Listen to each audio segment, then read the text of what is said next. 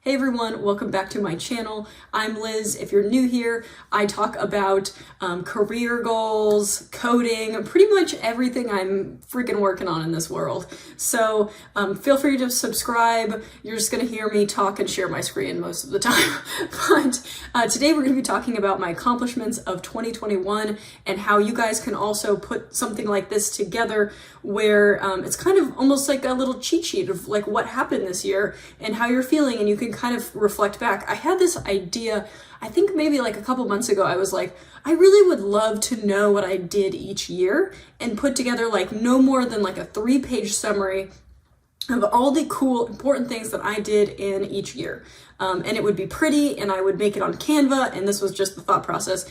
And I think it is so fun, and I'm gonna do this every year, and take my word for it, every year on YouTube, I'm gonna go back and be like, okay, this is what I did this year, and then look and see how far I've come. I just think it's like so rewarding and just makes you feel good. Like, hey, I did something this year. So the first thing I'm gonna show you is 2020, so we're gonna go down.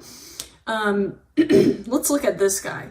So I put this together. I have a picture. They're the same picture for both because I don't have like a professional photo, like different. I mean, it's been a chaotic year. I think everyone has felt it. So I'm going to go over my courses first. So I did Canva, which is really awesome. So this was last year. This is 2020. I did a little She Codes, Masterclass, Visual Basics. So some of my main courses in the year. Okay, you can see my title was an estimating engineer.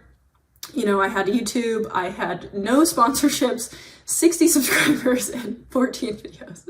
This sounds so sad. And then I have, you know, some of my work stuff, which is, you know, not as fun, you know, some trainings, whatever.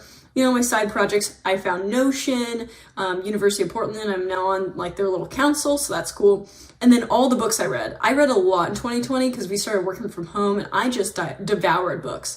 So this is every single book I read in 2020, which is so much. I think it was like 34 books or something. That's 20. Yeah, it was a lot of books. So around 30 books. My God. I am a reader. You know that from my channel. So now look at this one, and now we will see the growth because I did not know I grew that much in 1 year. So kind of look at YouTube here.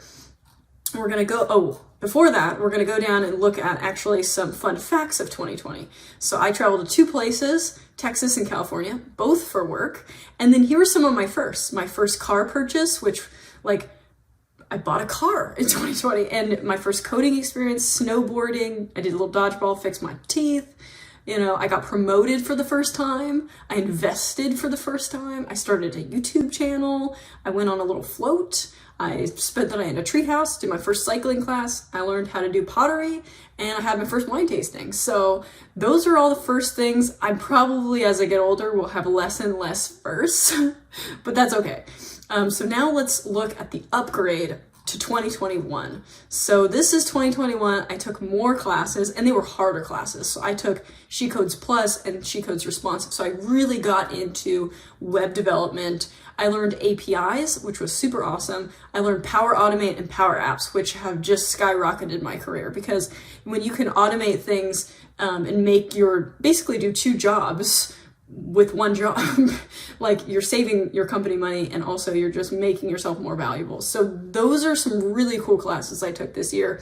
I'm now a senior cost manager, so I really went up quite a bit here from estimating engineer 2 to now senior cost manager. So that was an exciting jump. A lot of you asked me why I left or why I switched jobs and why everybody else switched jobs: career growth and money. So it really, I mean, I felt like I needed to make that transition, and I had been working for the same company for 2 years, and it was a great company. I love JDunn. All my friends still work there, but it was time to make that transition, and who knows what the future holds for us. So I made that jump, and now I'm working on larger projects. I'm managing more people. I have more like involvement, I guess. I'm just growing exponentially, so that's nice. The huge difference is YouTube. So remember, I was at 60 subscribers. Now I have, you know, over 700. Like, what? I expected to maybe have like 300 by the next year, but that has exceeded my expectations. I have 56 videos, which is a lot. 1 sponsorships, like somebody actually gave me money. Like, who did that?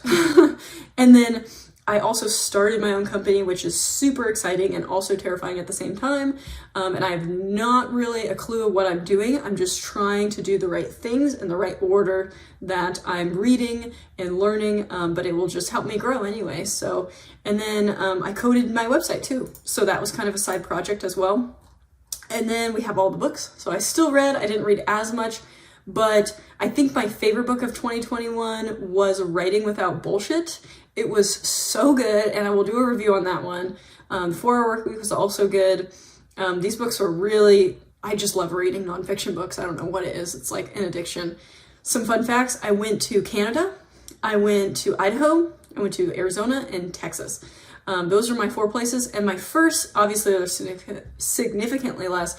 I went skiing for the first time. I left the country, Canada, went on a gondola, learned a little bit of Python, you know, quit my first ever job. So that's kind of a monumental moment. First time in Idaho. And then I experienced my first death in my family. So that is kind of the wrap up of 2021. It was an exhausting year. I feel like I wrote down, you know, like a little reflection of what I wanted to take away from the year, but it was awful. I will say I went through a monumental death in my family, and I still haven't been able to talk about it because it is just, we're not going to. I might do a video maybe next year. I'm just not ready. And I powered through. I did not rage quit and run to the Himalayas like I thought about a million times. I cried in my car like every day to get through it. I'm finally at a place where I feel pretty good, and knowing that I could get through something like that and also like persevere in career growth and not let it like fuck up my shit and fuck up my life was super exciting. And I now think, okay, what's next? You know, I did all these cool things this year, and my next priority is really to get my company off the ground.